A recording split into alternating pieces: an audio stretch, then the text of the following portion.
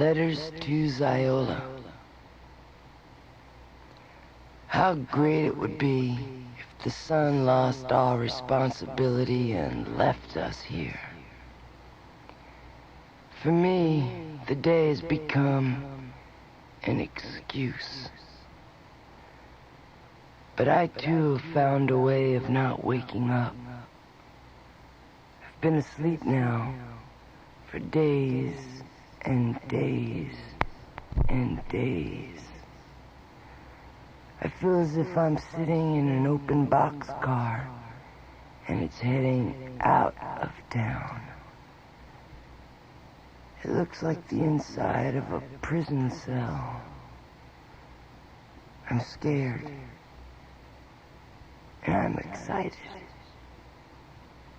My days and my dreams have never known each other so well. In the course of my day, I have no idea where I'm going. But in my dreams, no matter where I end up, soon as sleep rolls over me, I sneak out and head downtown. My dreams allow me to cheat.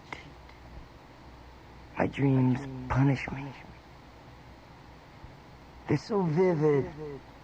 I see pictures so clear, it would be forgery to paint them. I hear songs as clear as a summer radio. Songs to pass the time as the boxcar heads south. I woke up in the late afternoon. On a day like this, I wonder if you age less because you didn't use all of it. You see, if that's so, then you should be able to live twice as long as anyone else just by waking up at 4 o'clock in the afternoon. Turn on the late afternoon TV. There's all the career school commercials, drug addict and alcohol rehabilitation commercials. And I think to myself, gee, I'd like to have a drink and get high. And the phone rings, but I don't answer it 'cause I don't care who it is. I don't got anything I want to talk about. I remember when you used to call. Remember? You'd always say, oh, we're gonna be famous. Yeah, that's how you'd always end the conversation. With an inspirational message. It was okay between the two of us. It's funny, you know, but inspirational messages always seem most possible when you're totally wasted. What do I need? What is gonna bring me around? It's not listening to ex-drug addicts. I know for a fact all drug addicts are liars. I get off on athletes when they start getting all inspirational. Then they gotta go and mention Jesus and ruin it. Weight loss commercials are pretty good, you know.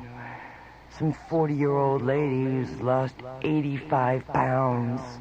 And I look at her and I think she could not possibly have more guts than I do. Books. The Bible's never really done it for me. You know, being an extremist, I've always thought it was just too popular.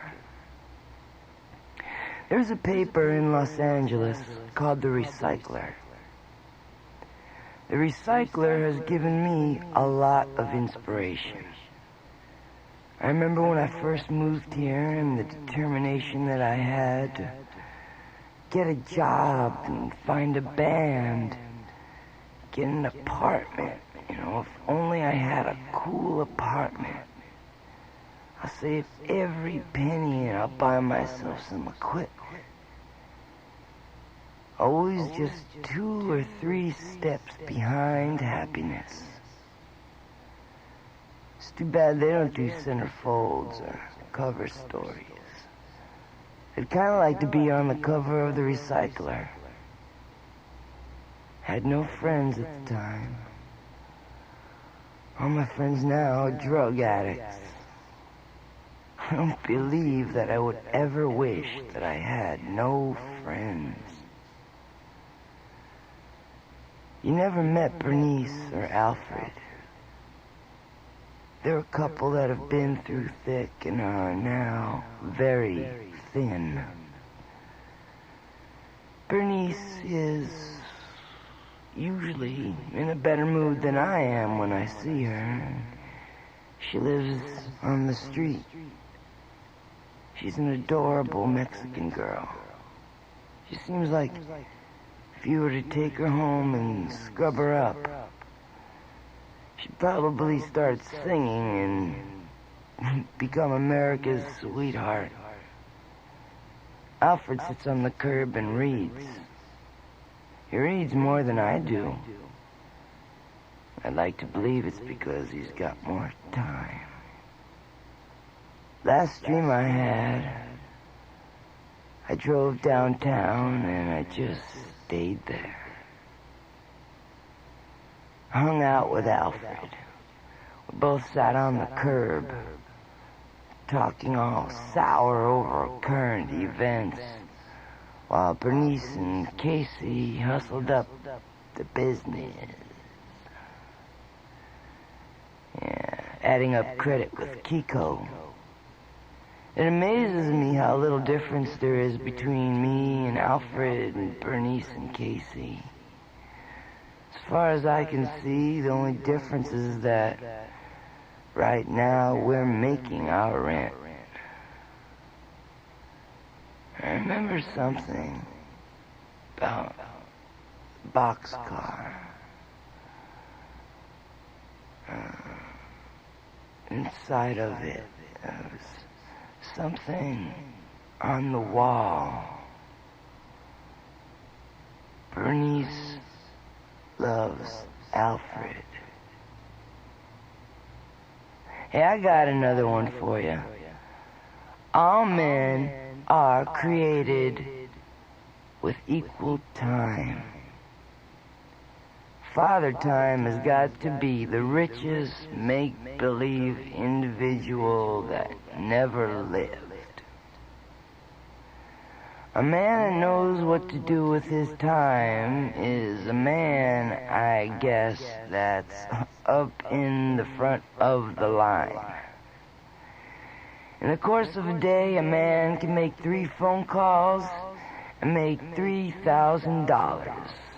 Another man can curl up his bicep for 3 hours and he can puff up his arm 3 inches. And another man can stand on the corner chasing down cars for 3 hours and end up with 3 spoons credit with Kiko. Me, I spend days on end trying to come up with a 3-minute poem that's gonna mean something to somebody.